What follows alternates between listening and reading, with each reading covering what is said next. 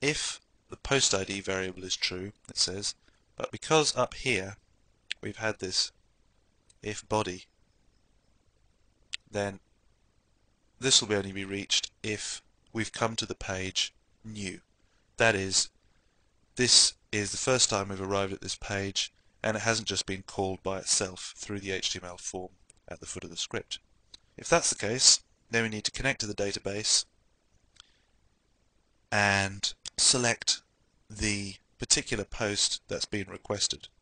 This condition here makes sure that the user is editing a post and not making a new post.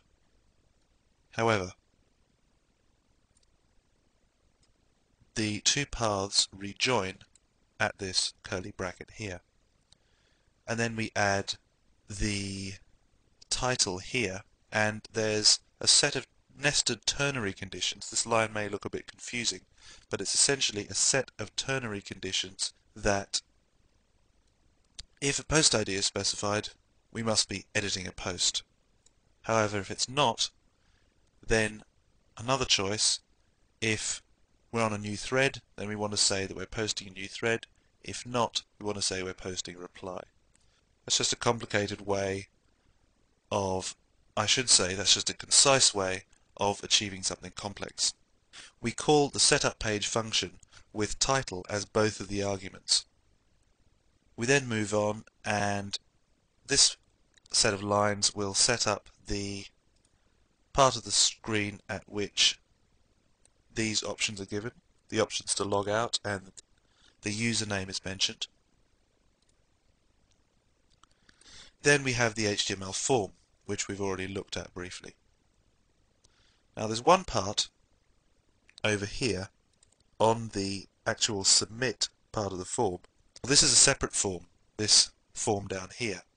This is a single form that only contains the delete button. And this delete button will only be seen if we're not editing a thread, which is why we're not seeing it in the browser at the moment. So let's return to a thread listing. And we may have to log out, in fact, so that we can try this out. And we're going to log in as Mr. X. I know that Mr. X has a posting on Jabberwock, so because Mr. X is Mr. X, he can see his own post showing up, edit post. And in fact, because Mr. X is listed in the database as a moderator, he can also edit anyone else's post. But let's make him edit his own post for now. And as we can see, because we're editing a post, the delete button is shown. Now, when we click the delete button, we get this prompt to see if we're really sure that we want to remove the post. Let's do it. And we get the post deleted.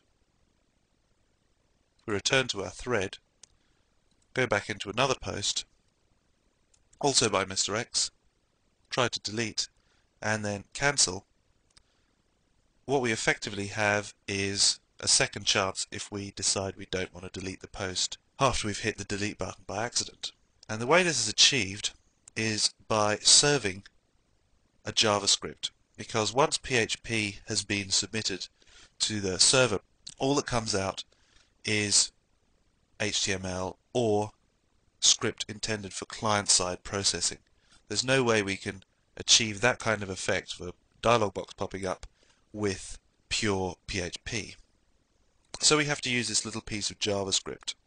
What that does is it calls an onSubmit function, and that will return either true or false depending on whether the user has clicked yes or no on the pop-up box that appears.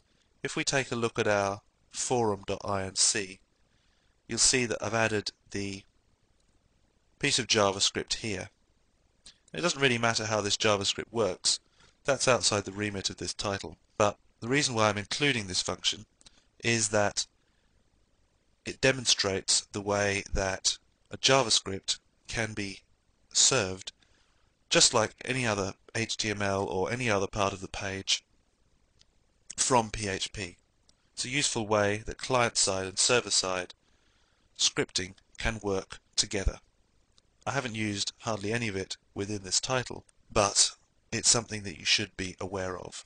And in this case, this is a fairly safe piece of JavaScript to include, because if we disable JavaScripts, for instance, to simulate what would happen if the HTML with the embedded JavaScript arrives at a browser that can't handle JavaScript, then the button will simply presume that it should click through and delete the post without a prompt.